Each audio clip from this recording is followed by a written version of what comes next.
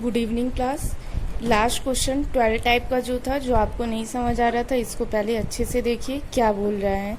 A straight line P Q has its end P at 20 mm above the HP and 30 mm in front of the VP, and in Q is 80 mm above the HP and 70 mm in front of the VP. If the end projector are 60 mm apart, draw the projection of the line, determine the true length and true inclination with reference plane. Means question में हमें क्या दिया है, एक line है जिसका नाम क्या है, पी क्यू है, पी क्यू है, लाइन स्ट्रेट है, इसका एक इंच जो है 20 mm अबव द एचपी। अगर ये एचपी है तो एचपी से क्या होगा, 20 mm ऊपर एक लाइन आएगी, एचपी से 20 mm ऊपर आ रही है, और 30 mm in front the VP. VP अगर ये है तो वीपी से क्या है, 30 mm इन फ्रंट है। ये इंड ए पी की बात करी, मतलब इस वाले इंड की बात हो रहा है कि 20 अबव है और 30 इन फ्रंट है, और इंड क्यू ऑफ इस 80 mm अबव। मीन्स इसी लाइन का जो दूसरा इंड है, वो कैसा है, 80 mm अबव द एचपी है और 70 mm in front of the VP, और 70 mm अबव द, मतलब दोनों इंड पी और इंड क्यू कितना अबव और इन फ्रंट है, लोकेशन बता दिया है, पर ये नहीं बताया है कि ये परपेंडिकुलर में है, इंक्लाइंड में है, किसके पैरेलल, कैसे क्या, ये हमें नहीं बताया है। आगे क्या दे रहा है, if the end projector are 60 mm apart. End projector क्या है हमारा, 60 mm अपार्ट। मीन्स जो हमने बताई थी डिस्टेंस बिटवीन इन प्रोजेक्टर, जहाँ रेफरेंस लाइन से जहाँ पे उसके प्लान एलिवेशन को मिलाने वाली प्रोजेक्टर लाइन होती, उन दोनों के बीच की दूरी को डिस्टेंस बिटवीन इन प्रोजेक्टर कहते हैं। वो डिस्टेंस हमें यहाँ पे दे रखा हुआ है, वो कितना है, यहाँ पे 60 दे रखा है, और हमें क्या करना है, कैलकुलेट करना है ट्रू लेंथ कितनी होती है, और जो थीटा और फाई एंगल है वो हमें कैलकुलेट करके निकालना है। तो इसके लिए सबसे पहले क्या करेंगे, आप एक रेफरेंस लाइन ड्रा कर लीजिए।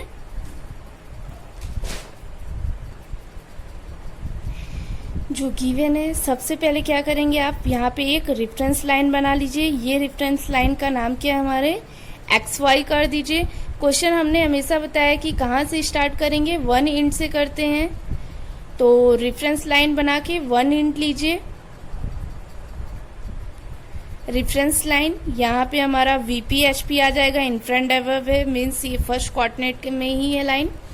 इतना करने के बाद हम 1 इंट लेते हैं, 1 इंट 20 mm अबव बोला है, तो यहाँ 20 mm अबव पे रेफरेंस लाइन के पैरेलल एक लाइन आप ड्रा कर लीजिए। ये लाइन भी 2s से ही कीजिएगा, इन फ्रंट वाली भी 30 नीचे ड्रा कर लीजिए। साथ ही साथ चाहे आप इंड क्यू की अभी लाइन ड्रा कर सकते हैं। रेफरेंस लाइन से अबव कितना जाना है, ऊपर 80 पे आपको एक लाइन ड्रा कर लेना है, और इन फ्रंट कितना जाना है, 70 जाना है। ये लाइन आप ऐसे ड्रा कर सकते हैं। चाहे आप इंड पी को पहले बना ले, फिर इंड क्यू के लिए लोकस लाइन ले जाएं, ऐसा भी कर सकते हैं। तो हम एक साथ सारी लाइन ड्रा कर लिए। हम क्या करेंगे कि अबव वाले पे कहीं पे भी एक पॉइंट ले रहे हैं ये, तो हमें क्या मिलेगा, P डैश मिलेगा। इसका प्रोजेक्शन हम क्या करेंगे, नीचे ले आएंगे। इसकी ये क्या है, हमारी प्रोजेक्शन लाइन है, इसको हम नीचे प्रोजेक्ट करके ले आएंगे, तो हमें यहाँ पे क्या मिल जाएगा, Q डैश मिल जाएगा। सॉरी, यहाँ पे हमें क्या मिलेगा, P मिलेगा, क्योंकि P डैश का प्रोजेक्शन नीचे हमें P मिलेगा। इतना हो गया। साथ ही साथ मीन्स हमने इंड P में जो भी गिवन था हमने उसका यूज कर लिया है। अभी इंड क्यू दिया है और इंड प्रोजेक्शन दे रखा हुआ है, तो हम कैसे करेंगे, यहां से इसके दूसरे इंड के लिए सबसे पहले इस पॉइंट को, जिसको नाम हम क्या दे देते, O, यहां से O डैश लेंगे, जो ये देगा जेड। ये कितना है हमारा, 60 दिया है, तो यहाँ पे हम इस दूरी से ये दूरी मेजर कर लेंगे 60। यहाँ से एक हमें वर्टिकल प्रोजेक्शन लाइन ले जाते हैं, जो हमारी 80 अबव और 70 इन फ्रंट वाली लाइन तक को टच करनी चाहिए, इतनी हम ले जाते हैं।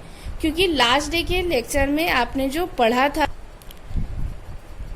लास्ट डे में क्या पढ़ा था, ये वाले पॉइंट से जो इसके एलिवेशन और प्लान को मिलाती हुई स्ट्रेट लाइन, ये वर्टिकल प्रोजेक्शन लाइन ले जाते हैं, इन दोनों के बीच की ही दूरी को हम लोग एंड प्रोजेक्टर कहते हैं।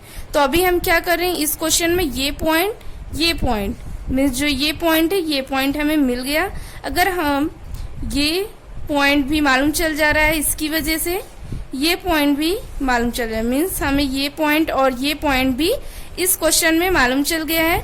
अगर हम इसको इससे मिला दें, इसको इससे मिला दें, तो हमें इस लाइन का प्लान और एलिवेशन मिल जाएगा। तो हम सबसे पहले इसको मिला, हमें लाइन की ट्रू लेंथ नहीं पता है, लेकिन इन प्रोजेक्टर की हेल्प से हमने क्या किया है, इस लाइन का प्लान और एलिवेशन बना लिया है। अब क्या करना है कि जो ये अगर P डैश है, एलिवेशन की इस इंड का नाम क्या हो जाएगा, Q डैश हो जाएगा।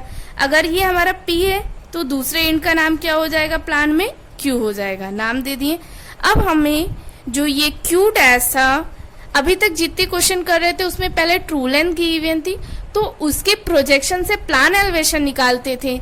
यहाँ उसके जस्ट अपोजिट चलेगा, यहाँ आपको प्लान एलिवेशन मालूम है, उसको शिफ्ट करके और उसके प्रोजेक्शन से हम यहाँ उसकी ट्रू लेंथ निकालेंगे। बहुत ध्यान से देखिएगा, जो ये P डैश और Q डैश है, इस दूरी का कंपास में आर्क लगाएंगे। P डैश Q डैश दूरी का कंपास में आर्क लेंगे और इसको शिफ्ट करके ले आएंगे कहाँ पे, P डैश Q डैश की दूरी को शिफ्ट कर रहे, तो जहाँ पे ऑलरेडी पहले से P डैश है उसी लाइन पे ले आएंगे। जैसे वहां पे जहाँ पे ऑलरेडी पहले से A या B पॉइंट होता था वहीं पे शिफ्ट करके ले जाते थे, जहाँ B डैश पहले होता था वहीं शिफ्ट, वैसे ही सेम चीज इस Q डैश को शिफ्ट करके ले आना है। Means P dash Q dash वाली लाइन को रोटेट कर रहे हैं, तो जहाँ पे P डैश है पहले से वहीं पे आप इसको ले आएंगे। ये बहुत ध्यान दीजिएगा कि ये आर्क आपका इसी लाइन तक आएगा। बहुत सारे बच्चे एग्जाम में मिस्टेक ये करते हैं, इस लाइन को शिफ्ट तो करना उनको पता होता है, पर इस आर्क को उठा के वो कहाँ तक लेते आते हैं, रेफरेंस लाइन तक। अगर आप इसी आर्क को रेफरेंस लाइन तक लेते आएंगे तो आपकी जो ट्रू लेंथ मिलेगी वो एक्चुअल नहीं मिलेगी, कंस्ट्रक्शन एरर हो जाएगा, गलत हो जाएगा क्वेश्चन। तो ध्यान दीजिएगा, आप P डैश Q डैश को शिफ्ट कर रहे हैं, तो जहां पहले से P डैश है वहीं तक आपको Q डैश को ले आना है। अब Q डैश का क्या करेंगे, आप प्रोजेक्शन ले आना है। तो Q डैश का अगर आप प्रोजेक्शन गिराएंगे, शिफ्ट करना प्रोजेक्शन गिराना बहुत ही अलग चीज है, ये गलतियां मत करना। शिफ्ट करना मीन्स सेम लेंथ सेम चीज को दूसरी जगह हम ले जा रहे हैं जहां पे उसको ले जा सकते हैं। प्रोजेक्शन ले जाना मीन्स एक व्यू से दूसरे व्यू में उसको ले जा रहे हैं। तो हम यहाँ पे क्या कर रहे हैं, इसका अगर हम प्रोजेक्शन ले आ रहे हैं तो ये हमारी Q डैश क्या हो जाएगी, Q में कन्वर्ट होगी। तो Q वाली लाइन ये है, Q की लोकस लाइन ये है, तो हम यहाँ तक ले आएंगे, तो ये हमारी Q डैश किस में कन्वर्ट हो जाएगी, Q में हो जाएगी। अगर हम इस P और Q को मिला दें, इस P और Q को मिला दें, तो हमें उस लाइन की क्या मिल जाएगी, ट्रू लेंथ मिल जाएगी। अगर हम इस P और Q को मिला देंगे तो ये लाइन की हमें क्या मिल जाएगी, ट्रू लेंथ मिल जाएगी, जो हमें यहाँ पे कैलकुलेट करना था। सेम चीज जैसा अभी हमने एलिवेशन के साथ किया वही हम प्लान के साथ करेंगे। प्लान हमारा क्या है, ये है वाला है P और Q, तो हम पहले इस PQ को शिफ्ट करके P वाली लाइन पे ले आएंगे। P वाली लाइन हमारी ये है, तो इस P और Q को शिफ्ट करके पहले यहाँ ले आना। तो हमें कंपास में PQ वाली दूरी लेके एक आर्क लगाना है, और वो आर्क आपका कहाँ तक जाएगा, वो आर्क आपका सिर्फ आर्क का डायरेक्शन जरूर बनाइएगा, तभी क्लियर होगा कि क्या चीज किसके रिस्पेक्ट में आप किसका प्रोजेक्शन ले गए हैं। आपने प्लान से ट्रू लेंथ निकाली है या एलिवेशन से ट्रू लेंथ निकाली है, ट्रू लेंथ से प्लान एलिवेशन निकाले। एरो का डायरेक्शन बहुत ही इंपॉर्टेंट है इस क्वेश्चन में, लाइन के सभी क्वेश्चन के लिए। फिर आप क्या कर रहे हैं, इस P Q लाइन को शिफ्ट करके, P यहाँ ऑलरेडी है तो इसको रोटेट करके यहाँ ले गए, तो ये आपको क्या मिल गया, Q मिल गया ये पॉइंट। अब इसका प्रोजेक्शन अगर आप ले जाते हैं तो Q किस में कन्वर्ट हो जाएगा, Q डैश में कन्वर्ट हो जाएगा। तो हम इसका प्रोजेक्शन ले जाते हैं स्ट्रेट।